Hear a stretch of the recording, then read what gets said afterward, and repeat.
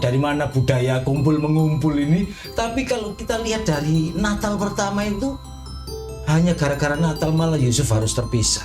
Begitu juga dengan para gembala di Natal itu, mereka dalam kedinginannya, tapi tetap sukacita itu tidak pernah menghalangi mereka semuanya. Jadi ketika Yesus menjelma jadi manusia, firman Allah jadi manusia menyelamatkan kita, buat saya keselamatan adalah perubahan menjadi ciptaan yang baru. Bukan merayakan Yesus yang secara fisik yang nggak ada, tetapi bagaimana sekarang kita merayakannya dengan mengambil firman itu hidup di dalam kita. Yesus sudah naik ke surga, tapi firman-Nya ada. Nah, firman-Nya ada di kita. Berarti hari ini kita harus bisa berkata begini, kalau mau lihat Yesus, lihat saya dong. Shalom saudara semuanya, kita berjumpa lagi dalam besok. Merry Christmas, puji Tuhan.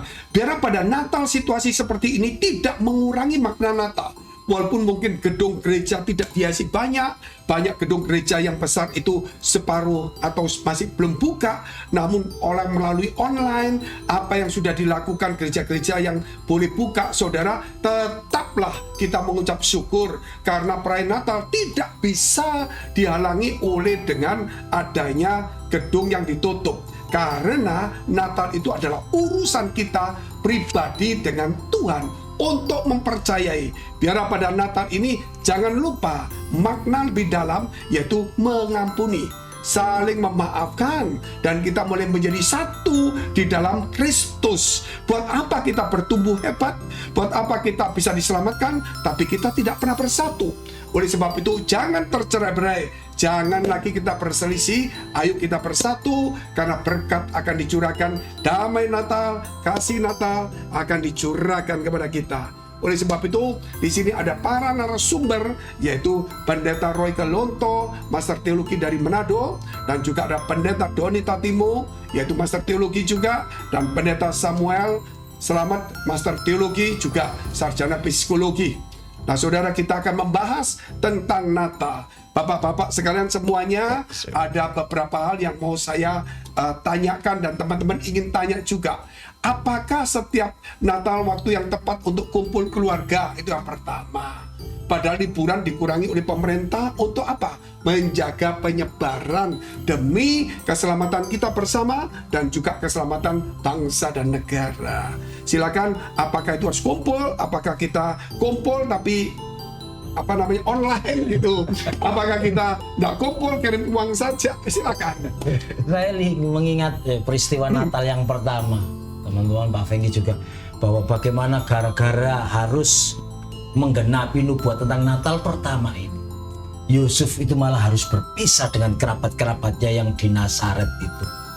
Dia itu harus keluar menuju suatu kota yang namanya Bethlehem. Ya walaupun itu memang kota nenek moyangnya, tapi dia kan sudah tidak punya kerabat di sana. Dan dia malah harus dalam kesendiriannya hanya dengan Maria yang saat itu masih tunangannya dia juga. Sehingga akhirnya kita sendiri tidak tahu dari mana budaya kumpul mengumpul ini, tapi kalau kita lihat dari Natal pertama itu hanya gara-gara Natal malah Yusuf harus terpisah.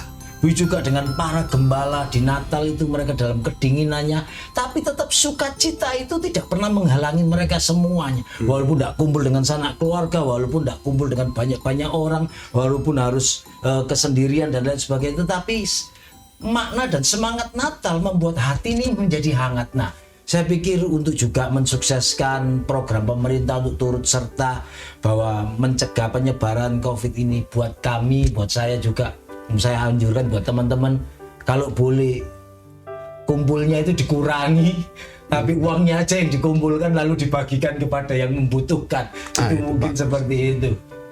Buat saya gitu. Ya, kalau suasana biasa mungkin saya pikir tidak ada yang salah untuk berkumpul, tentu saja. Jangan sampai tentu saja juga memaksa, tapi kalau Anda bisa, why not? Cuma hari ini menjadi suasana yang tidak biasa, atau istilahnya pemerintah new normal. Kita mau tidak mau harus membiasakan dengan sesuatu yang baru. Ya, dalam hal ini kita sebagai orang percaya, ya kita patut aja kepada pemerintah. Kalau kita bisa mengurangi, mengapa tidak? Apalagi hari ini adalah hari di mana secara ekonomi, roda ekonomi mengalami penghambatan yang luar biasa. Tentu saja masih ada perusahaan-perusahaan yang bisa berhasil, tapi ada sebagian besar perusahaan-perusahaan yang kemudian harus gulung tikar, karyawan-karyawan yang kemudian dikurangi gaji atau bahkan di PHK. Jadi marilah kita dengan membiasakan, bukan memaksakan sebuah keadaan, tetapi mulai kalau memang tidak mampu atau yang lagi tidak bisa, sebaiknya jangan. Itu aja menurut saya. Kalau saya jadi budaya kita, tradisi Natal yang selalu kita kumpul-kumpul. Nah, dalam keadaan situasi seperti ini kan sudah, saya lihat juga Tuhan sudah menyiapkan platform kita ini yang namanya Zoom dan sebagainya. Sebenarnya ini juga salah satu cara, jadi kita kurangilah untuk misalnya pertemuan secara fisik, tapi kita juga bisa bertemu secara Zoom Online. untuk kita ketemu keluarga. Mungkin kita bisa sharing-sharing dari kota satu dengan kota yang lain. Di samping itu, kita juga mendukung yang namanya program dari pemerintah di dalam mencegah penyebaran daripada virus. Nah, satu hal yang saya lihat begini, tradisi yang dilakukan oleh bangsa Israel dulu ketika mereka pada waktu hari Sabat, mereka bisa duduk sama-sama, satu keluarga, dan seorang imam, kepala keluarga itu dia bisa menceritakan tentang bagaimana Allah mengeluarkan mereka, membebaskan mereka. Yang mestinya tradisi itu yang mesti kita duduk sama-sama dibicarakan pada saat Natal itu. Jadi bukan cuma sekedar kumpul-kumpul, makan-makan, tapi kita harus bisa menceritakan hari ini kita seperti ini karena ada Yesus. Nah, itu kurang lebih seperti itu. Nah, tapi yang tadi saya katakan, kita nggak perlu kumpul juga, nggak apa-apa. Tapi sudah ada yang namanya Zoom ini, kita bisa kumpul seperti itu untuk mendukung juga program pemerintah. Kadang-kadang kumpul juga berkelahi juga. Baru mau bilang bikin masalah baru gitu loh. Ya lebih, kalau nggak kumpul kita kepingin, ya mungkin ya kita bijaksana lah. Yang penting bagaimana kumpul nggak kumpul sesuai dengan kondisi masing-masing, lebih bijaksana. Tapi yang penting itu bagaimana kita memberkati mereka yang kekurangan. Karena masa pandemi ini banyak yang kehilangan keluarganya, kehilangan mata pekerjaannya. Kita yang diberkati, ayo kita sisihkan uang untuk menolong. Kalau gereja BES ini setiap tahun ada diakonia Natal, yaitu membagikan kepada gereja-gereja yang di luar gereja BES untuk renovasi kecil-kecilan. Setiap tahun sekitar ya antara 100 gereja lah. Mungkin kalau bisa tahun ini kita akan perbanyak, dan itulah kita berdoa. Ada hal juga kita mau bicara tentang makna Natal aja, yaitu di dalam kitab Yohanes pasal 1 ayat 1 sampai dengan 3 yang dikatakan pada mulanya adalah firman. Firman itu bersama-sama dengan Allah, dan firman itu adalah Allah sendiri. Segala sesuatu dijadikan oleh Dia, tanpa Dia tidak ada satupun yang jadi. Bahkan kemudian dikatakan ayat 10, dia telah datang kepada milik kepunyaannya atau yang dijadikannya gitu. Tetapi mereka sudah tidak mengenalnya. Dia datang kepada kepunyaannya, tapi mereka sudah tidak lagi percaya kepadanya, tidak kenal, saudara, tidak percaya. Oleh sebab itu, Yesus yang lahir adalah Sang Firman yang bukan dari darah dan daging, tetapi oleh kehendak Allah. Oleh sebab itu, ayat 14 dikatakan, maka Firman telah menjadi manusia. Itulah kurang lebih yang akan kita bahas, makna Yohanes pasal 1, ayat 1 sampai dengan 3, 10 sampai 14. Apakah menurut bapak-bapak ini, supaya teman-teman kita yang kapal selam, yang cuma taunya muncul Natal, supaya mengerti siapa itu Yesus sebenarnya? Bagi saya begini, itulah arti makna Natal yang sebenarnya. Ketika Allah turun ke dunia melalui Kristus Yesus, tentu melalui kelahiran, melalui Natal. Disitulah bagaimana Allah menjadikan dirinya sebagai manusia, supaya dia hadir di tengah-tengah manusia untuk memberikan keselamatan. Itu makna Natal. Kalau bagi saya itu adalah makna Natal yang sebenarnya, yang harus dipahami oleh orang percaya, agar supaya tradisi-tradisi Natal itu tidak menjadi sebuah tradisi yang dalam tanda kutip hanya hura-hura, tapi bagaimana kita bisa hadir itu menjadi berkat bagi orang-orang di sekitar kita. Tadi yang juga tadi sudah disampaikan oleh Pak Fengki, dan ini sudah berapa tahun kita, sudah bertahun-tahun kita gereja BES ini mau hadir bagi gereja-gereja yang lain yang kekurangan, Walaupun mungkin dalam tanda kutip kita ini juga kekurangan, tapi ya kita coba hadir untuk menjadi berkat bagi teman-teman hamba-hamba Tuhan yang ada di desa-desa yang kekurangan. Yang lebih kekurangan dari kita, itu lebih cocok itu. Jangan pernah lupa juga bahwa sesungguhnya kita ini orang yang demikian dihargai loh oleh Allah. Sampai untuk manusia saja dia ini rela menanggalkan kealahannya lalu mengambil rupa selaku manusia juga. Supaya tujuannya apa sih? Setiap kita nantinya kalau kita mengalami kesusahan, sakit penyakit, mungkin tekanan, aniaya dan lain-lain, paling tidak ketika kita mau ngomong ke Tuhan, Tuhan itu juga ngomong, ini loh aku yang juga pernah jadi seperti kamu, dan aku juga tahu rasa menjadi seperti kamu. Sehingga kita tidak lagi ngomong kamu enak, Tuhan cuma ngomong percaya, menyanyi, berdoa, puasa dan lain sebagainya. Tapi Tuhan sendiri sudah menjadi manusia, bahkan mengalami keadaan-keadaan yang seperti kita, sakit dan lain sebagainya. Sehingga Natal inilah yang harus betul-betul kita maknai di dalam kesederhanaan bahwa ada Tuhan yang demikian perhatian pada manusia sampai dia rela menanggalkan kealahannya ini karena dia cintanya kepada kita. Siapa kita ini? Bahkan malaikat aja tidak mengalami penebusan loh. Tidak mengalami suatu, kalau dia salah langsung vonis, salah langsung sikat. Tetapi kita masih ada kesempatan. Bukankah Natal juga berbicara tentang kita ini memperbaiki hidup ketika kita mengingat ada kesempatan buat kita untuk kita menjadi lebih baik lagi. Ya, saya melihat Yohanes 1 sebagai bahasa Kejadian 1, bahasa penciptaan. Sebab Yohanes 1 memang mengambil dan mengutip dari Kejadian 1. Hanya kemudian pada mulanya Allah, Kejadian 1 kemudian dirubah menjadi pada mulanya firman. Dan itu adalah bahasa penciptaan. Yohanes 1:14 buat saya adalah bahasa penciptaan, sama seperti Allah menjelma, firman Allah menjelma jadi manusia. Yohanes sementara memandang Allah menciptakan manusia. Yohanes 21 kebangkitan Yesus menarik, disebut sebagai hari pertama.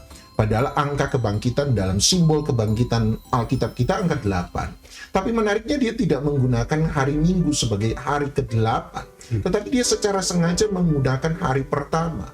Dan hari pertama mengingatkan kita pada penciptaan kembali Kejadian 1. Jadi ketika Yesus menjelma jadi manusia, firman Allah menjadi manusia menyelamatkan kita.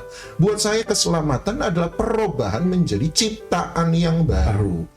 Kalau cuma Kristen kapal selam tadi yang cuma muncul hari Natal, buat saya itu bukan ciptaan baru. Itu tiba-tiba jadi atau jadian begitu ya. Buat saya ciptaan baru adalah, ya, saya mungkin masih mengalami kelemahan. Sebab orang yang dilahirkan baru itu masih bayi rohani.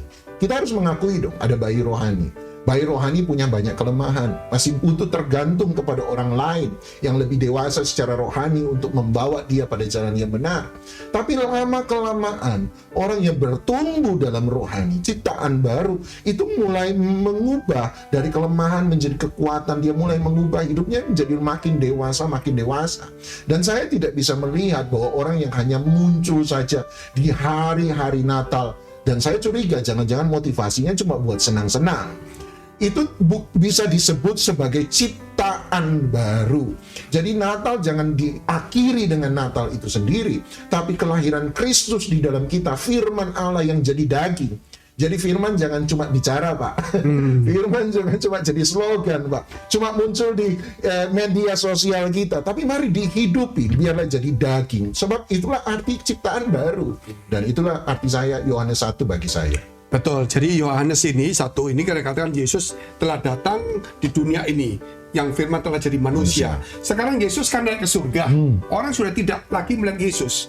Yang bisa dilihat adalah firman itu yang ditinggalkan Yesus, yang adalah pribadinya, yang harus kita sekarang bukan merayakan Yesus yang secara fisik yang nggak ada, tetapi bagaimana sekarang kita merayakannya dengan mengambil firman itu hidup di dalam kita. Sebab itu dikatakan dalam ayat 10, Ia telah datang ke dunia, dan dunia dijadikan oleh dia, tapi dunia tidak mengenal dia. Kepunyaannya dia datang kepada kepunyaannya, tetapi tidak percaya. Sehingga setiap orang yang percaya diberi kuasa anak-anak Allah. Ada lagi yang bisa mengambil arti daripada firman ini. Sekarang mau tidak mau kita semua, apalagi yang sekarang ini duduk ini labelnya sudah pendeta hamba Tuhan, kita punya kewajiban untuk menampilkan Kristus dalam kehidupan kita sehari-hari. Karena memang sekarang tongkat estafet untuk menyampaikan keselamatan dan mewakili Kristus yang menyampa ini harus lewat kita, baik lewat tutur kata kita, cara berpikir kita, tindakan kita, keputusan-keputusan kita. Kita ini harus ingat kita mewakili Kristus. Oleh sebab itu, ketika kita harus mewakili Kristus, karakter Kristus itulah yang harus kita adopsi, kita pakai dalam keseharian kita, supaya walaupun Kristus itu sudah naik ke sorga, walaupun mungkin orang menuntut mana Kristus, nyatakan Kristus lewat hidup kita, sehingga tanpa lagi mereka melihat Kristus ke depan, ketika tangan kita menolong, mereka raksana mendapat pertolongan tangan Tuhan. Ketika mulut kita berbicara tentang menghibur, menguatkan, dan lain sebagainya, mereka rasanya mendengar suara Tuhan sendiri, karena setiap apa yang kita kerjakan itu mewakili Kristus di atas muka bumi. Ada bahasa frustrasi yang seringkali saya lihat dari kita ini hamba-hamba Tuhan maupun orang percaya. Seringkali berbicara begini, jangan lihat kita manusia, harus lihat Tuhan. Nah, kalau kita memaknai tentang Yohanes 1 ini, jelas kita harus berani berkata, karena tadi yang Pak Fengki katakan bahwa Yesus sudah naik ke surga, tapi firman-Nya ada. Nah, firman-Nya ada di kita. Berarti hari ini kita harus bisa berkata begini, kalau mau lihat Yesus, lihat saya dong. Nah, kita harus berani, ya kan, memproklamirkan seperti itu. Bukan kita ini kemudian seolah-olah kita bicara besar, tapi kita harus bisa mematikan daging kita dengan firman itu yang sudah menjadi manusia itu, Yesus itu di dalam hidup kita. Nah, salah satu caranya itu adalah apa? Mega project. Karakter Kristus itu yang harus ditonjolkan. Nah, yang miris sekali kan sekarang ini, orang menonjolkan bukan manusia Kristusnya, tapi label-label Kristus yang lain, cuma sekitar doa, puasa, pujian dan penyembahan, dan sebagainya. Nah, inilah yang menjadi tantangan kita sebenarnya di akhir zaman ini, supaya orang boleh melihat tentang makna Natal itu, bahwa orang harus lihat Kristus dalam hidup kita. Jadi saya selalu berusaha, ingat saya ada Yesus, ada Kristus dalam hidup saya mesti jaga hati saya harus sabar, saya nggak boleh temperamental. Nah, ini kan bicara tentang karakter. Saya kira Pak Fengki, kalau sifat-sifat karakter Kristus sudah kelihatan dalam hidup kita, berarti firman itu sudah hidup dalam hidup kita. Bagaimana dengan ayat 10-12 juga? Tentang dia telah ada di dunia dan sebagainya tadi. Dan juga dikatakan mereka yang percaya diberi kuasa menjadi anak-anak Allah. Berarti diadopsi menjadi anak-anak Allah melalui Yesus Kristus. Karena dia telah jadi manusia, kan? Mungkin ada yang bisa nambahin?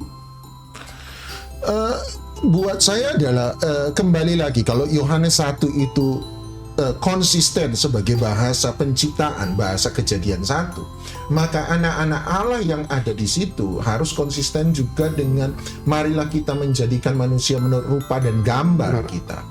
Dan menurut rupa dan gambar kita itu kan dimaknai sebagai anak sebenarnya. Jadi rupa dan gambar Allah sama dengan anak Allah. Sebab Kejadian 5 berkata, lahirlah bagi Adam anak-anak menurut rupa dan gambarnya. Berarti yang disebut dengan rupa dan gambar itu adalah bahasa lain untuk anak. Jadi setiap orang, saya setuju dengan teman-teman yang lain, bahwa setiap orang diberi kuasa menjadi anak Allah. Berarti kita diberi kuasa, kita dijadikan sebagai teladan Allah di muka bumi. Benar-benar Tuhan Yesus pernah berkata, selama aku di muka bumi, akulah terang dunia. Nah, pertanyaannya kan jadi aneh. Kalau dia sudah tidak di muka bumi, Pak Fengki tadi berkata dia sudah naik ke sorga. Nah, pertanyaan siapa yang jadi terang dunia? Sebab dia berkata, selama aku di muka bumi, akulah terang dunia. Kalau engkau sudah naik ke sorga, siapa terang dunia? Jawabannya adalah kita. Kalau Allah itu roh, dan roh tidak bisa berbuat sesuatu secara fisik, ya kalau pakai istilah saya, sebab roh tidak, udara tidak bisa menggerak kecuali udaranya gede. Bagi Tuhan tidak ada yang mustahil, saya tahu dia. Tapi secara umum, roh tidak akan menggerak sesuatu yang fisik. Dia butuh tubuh. Sama seperti Yesus lahir, tadi Pak Fengki berkata bahwa firman jadi daging, sebab dia butuh tubuh. Nah, siapa tubuh Kristus hari ini? Ya kita, memang kita. Daripada kita, Tuhan tolong mereka Tuhan. Tuhan bilang, ya aku mau tolong mereka, tapi aku tolong mereka, aku perlu tubuh. Ya kamulah tubuh. Saya masih ingat waktu Pak Fengki cerita tentang asal muasal bangun base, saya sempat tanya, kok mau bangun gereja tuh Pak Fenggi. Dan Pak Fenggi bilang, dulu waktu saya seminar, saya banyak beri seminar tentang gereja. Sampai satu kali Tuhan bilang, daripada kamu bikin seminar, kamu aja buat gereja. Menunjukkan ini loh gereja yang sejati gini. Iya, saya baru sadar. Oh iya, kita ini bilang, Tuhan tolong, ada jemaat datang selama waktu lalu saya pikir jemaat datang, Pak tolong Pak doain saya Pak, saya sudah nggak bisa makan, anak tidak bisa beli susu, dan saya Tuhan berkati engkau. Hari ini saya sadar, daripada didoain panjang-panjang Tuhan berkati engkau punya berapa uang di dompet, dia butuh makan hari ini ya beri aja ya, Tuhan memberkati engkau. Tapi ini loh tindakan, dia menolong lewat saya, dia menolong lewat kita. Benar-benar firman Allah menjadi manusia. Buat saya itu yang paling penting, bahwa anak Allah adalah gambar dari Allah, teladan dari Allah yang tadi disampaikan oleh Pak Roy dan Pak Sam. Saya percaya bahwa itulah memang arti menjadi anak Allah. Oleh sebab itu dikatakan bahwa firman telah menjadi manusia, yaitu Yesus. Dan manusia Yesus Kristus ini bisa melakukan semua firman. Oleh sebab itu kita yang manusia tentunya harus bisa, walaupun tidak sempurna. Sebab itu kita lihat makna yang di dalam kitab Lukas pasal 2 ayat 8 sampai dengan 15. Yang inti sarinya saja supaya saudara bisa tahu bahwa saat itu di Efrata ada para gembala yang ada di padang. Mereka sementara mengembalakan, tiba-tiba mereka itu melihat ada malaikat datang dan mereka ketakutan. Dan firman Tuhan, malaikat berkata, jangan takut karena aku memberitakan berita sukacita bagi dunia. Ya, karena hari ini telah lahir bagimu ya juru selamat Kristus Tuhan di kota Daud.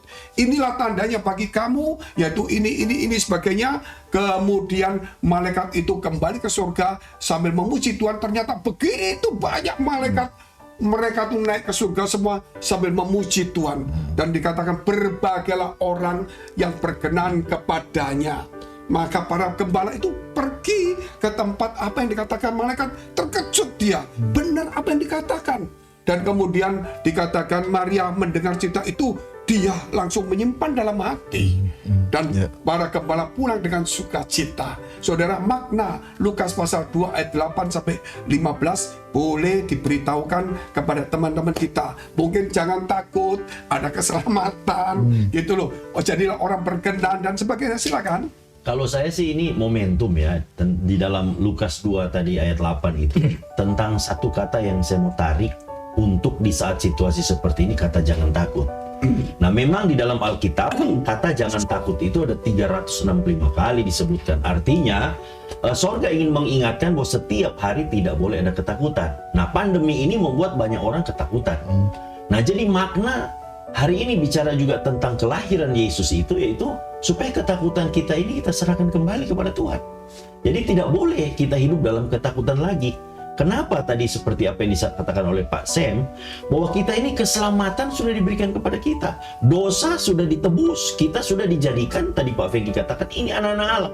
Melalui apa? Melalui Yesus yang turun ke dunia. Nah oleh sebab itu saya mau titip pesan kepada setiap teman-teman semua, pada jemaat-jemaat Tuhan. Jadi Natal ini janganlah takut. Janganlah takut nanti karena pekerjaan sudah mulai berkurang, takut nggak dapat THR karena mungkin perusahaannya seperti itu. Artinya ketakutan itu harus kita serahkan lagi kepada Tuhan. Saya juga mau lihat dari sisi kesederhanaan, teman-teman, bahwa Natal itu merupakan suatu kesederhanaan. Kenapa? Satu, Yesus itu turun tidak dari turunan raja, lahir di istana loh, tetapi dia di kandang domba, dan kandang itu pun pinjem lewat Yusuf dan Maria yang orang sederhana. Lalu malaikat itu juga menjumpai orang-orang yang sederhana yang adalah gembala. Kenapa kok tidak menjumpai orang-orang yang di istana, para panglima, pembesar? Kenapa kok harus dengan orang-orang yang sederhana ini? Sehingga hal ini kembali kepada kita. Kalau kita menganggap kita dipakai Tuhan karena gereja kita besar, karena segala macam cincin cuanse kita, permata dan sebagainya ada nempel, jam-jam branded, pakaian baju dan lain semua bermerek, lalu kita ngomong saya diberkati Tuhan, kayaknya sekarang kita harus kembali lagi dalam kesederhanaan itu. Karena pesan yang sederhana inilah yang membuat orang itu makin terpukau akan Yesus yang luar biasa ini. Bukan banyak orang lagi ngomong gini, Pak, saya ini harus sederhana apa lagi? Ini sudah hidup pas-pasan ya. Puji Tuhan kalau memang sudah bisa mensikapi seperti itu. Tetapi buat orang-orang, buat teman-teman, buat hamba-hamba Tuhan yang tetap menganggap bahwa kalau gerejanya besar itu berarti afdol Tuhan ada, kalau musiknya komplit itu berarti Tuhan ada, kalau multimedianya mantap dan sebagainya Tuhan ada. Sekali lagi, Tuhan mau melihat kesederhanaan dalam hidup kita, sehingga melalui kesederhanaan Tuhan akan datang dan memakai kita. Itu pesan yang bisa saya pakai. Jangan pernah takut lagi seperti Pak Roy bilang, tapi juga jangan pernah glamor, apalagi Natal harus sampai Foya-foya. dipaksa, hutang-hutang diada-adain dan lain sebagainya. Hilangkan itu semuanya. Kesederhanaan Tuhan lebih suka. Saya mengambil, kalau gitu saya ngambil yang Maria menyimpan dalam hatinya, bahwa ada hal-hal yang kita tidak bisa mengerti hari ini, dan ada hal-hal yang kita tidak akan pernah bahkan bisa mengerti. Tetapi jangan membuat itu kemudian menjadikan hati kita bimbang, ragu, goncang. Yang paling menggoncangkan itu selalu apa yang ada di dalam. Pergumulan batin itu menjadi satu goncangan, tapi belajar untuk menghidupi sebuah kehidupan yang teduh di dalam Tuhan, satu kehidupan yang tenang. Dan saya percaya kalau kita punya ketenangan di dalam Tuhan, aduh gimana ini, aduh gimana tagihan, bayaran, aduh gimana anak-anak minta baju baru, marilah miliki hati yang tenang. Dan ketika kita punya hati yang tenang, kenapa saya harus punya hati tenang? Sebab hari ini telah lahir bagimu juru selamat. Engkau punya penyelamat. Dalam hidup ini ada keselamatan. Arti salah satu makna Natal adalah ada pengharapan. Pengharapan kenapa? Sebab saya punya juru selamat, Yesus Kristus. Ya, puji Tuhan. Ada lagi? Ya, minimal begini saudara. Kalau saya melihat ada beberapa hal ini, yaitu dalam para malaikat ini datang, ya, yang dilihat oleh para gembala. Tapi kemudian waktu kembali dia ternyata kaget. Begitu banyak. Tidak ada satupun di dunia ini orang yang kelahirannya, sebelum kelahirannya, waktu kelahirannya, itu ada malaikat yang datang, apalagi begitu banyak malaikat, bukan satu. Itu kalau bukan Yesus. Oleh sebab itu, jangan ragu-ragu lagi. Oleh karena itu, saudara, sayang sekali waktu besok kita sudah habis, tapi ingat apa yang kita dapatkan hari ini. Melalui makna Natal, Yohanes pasal 1 dan Lukas pasal 2, yaitu bahwa kalau Yesus sudah meninggalkan kita sampai ke surga, tetapi firman yang ditinggalkan kepada kita, mari kita kenakan firman itu dalam kehidupan kita. Itulah Yesus ada di dalam diri kita. Dan kedua, walaupun dunia sudah tidak mengenalnya, tetapi kita yang percaya mengenal, tetaplah percaya. Dan dikatakan kita telah diadopsi menjadi anak Allah. Waktunya kita bukan berkata aku telah diadopsi. Mari kita mengadopsi sifat Allah. Dan ketiga, kita juga harus melihat bahwa jadilah orang yang dikenan Tuhan. Sebab orang yang dikenan Tuhan itu dikatakan, saudara, itulah orang yang dipakai, diberkati Tuhan. Dan pada Natal ini, jangan berkata lagi seperti teman-teman katakan, aku diberkati begitu banyak. Pertanyaannya, apakah kita sudah menjadi berkat? Sampai jumpa saudara-saudara. Kita akan berjumpa lagi dengan besok Natal pada episode selanjutnya. Tuhan Yesus memberkati. God bless. Merry Christmas.